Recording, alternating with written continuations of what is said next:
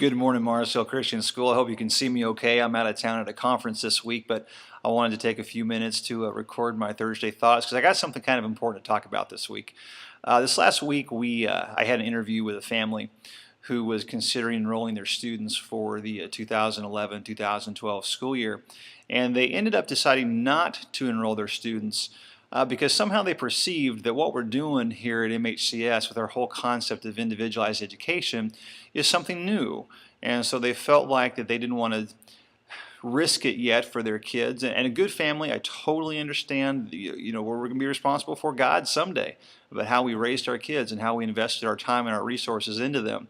So they chose to go with another school because they perceived that we were conducting some kind of experiment, I guess, and waiting to kind of see if this whole individualized concept of education turns out. And it made me realize that I have done a poor job of explaining to you, our school family, about the history of individualized education and what it really is that we're doing here. See, the problem is that what most of us consider traditional education is not traditional at all. The whole concept of graded education was invented by a guy named Horace Mann, and most people will tell you that he ruined the concept of education in this country. Graded education, first grade through 12th grade, is a very, very new idea, and in fact, you can trace the educational decline in our country to the mainstreaming of graded education. I know that's hard to believe because for most of us that is what we've known, a public school classroom with 30 kids and desks and textbooks and a teacher, and that's the way things were done. That's not the way things have been done for hundreds of years.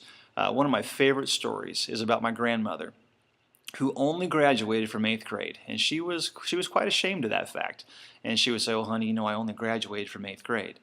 Well, Grandma went to one of those what I call little house on the prairie one-room schoolhouses back in the 20s and 30s. And Grandma was an amazing lady. And several years ago, I ran across what was called an 8th grade graduation exam. Now, Grandma was raised in Oklahoma, and they had to actually pass a test to get their diploma. Imagine that. And so I got a copy of a like period. I don't know that it was Grandma's necessarily, but from that period, an 8th grade graduation exam. Let me tell you, that was one difficult test. I don't know that I could have passed it. I don't think that most of our seniors graduating from public schools today could have passed that test. And that is how far education has fallen in America. So used to, we had individualized education in this country. It was a bunch of kids in a one-room schoolhouse with textbooks in their hands instead of the teachers, proceeding at their own level, their own abilities. The teacher would function more as a mentor, a tutor, a coach, helping students as they required help. But instead of allowing the child to be dependent upon that teacher for the education, they taught the child to read and to comprehend and develop the skills they needed for a lifetime. The problem with our country today is we've built an educational system that is dependent upon the teacher teaching. When the teacher stops teaching, the students stop learning. I'm going to say that again. When the teacher stops teaching, the students stop learning. See, that's not how God designed it at all. If all we ever get is on a Sunday morning at church, we are spiritually weak and deficient. That's why Paul told Timothy, he said, "You study to show yourself approved." You get into the Word yourself. Our whole educational philosophy today is dependent upon the teacher. We call it the sage on the stage. Listen to me, I'm talking, you must teach. And we are undoing what's been done in the last 70, 80, 90 years in this country, which isn't traditional education at all. I choose to call it conventional, because it's what we've become used to.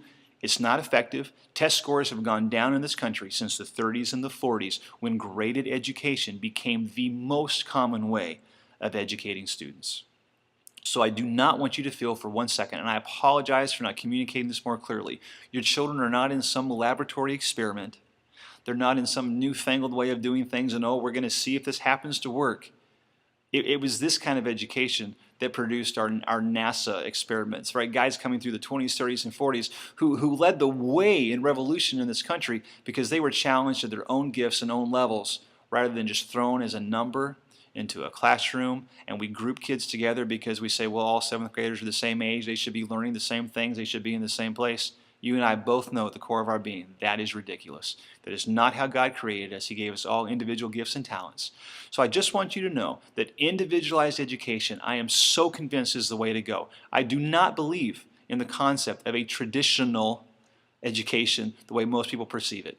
What we're doing at Mars Hill Christian School is recognizing your child as an individual, the way God made them, tailoring curriculum around them to help challenge them to become everything it is that God destined them to be.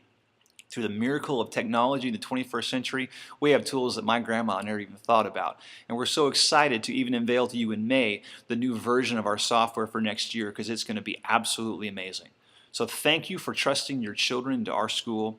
Thank you for believing in the concept of individualized education. And thank you for understanding and opening your mind that this is not the way education is today. It's not the way education was meant to be. It's not the way it's been most effective in our country. We're taking it back. It's going to be a long, hard fight. But you're believing and you're investing in your kids what I believe is the best educational decision you can make for your children. I would stack our kids up against any school in the county. There's some good schools in our county. There's some wonderful teachers in our county.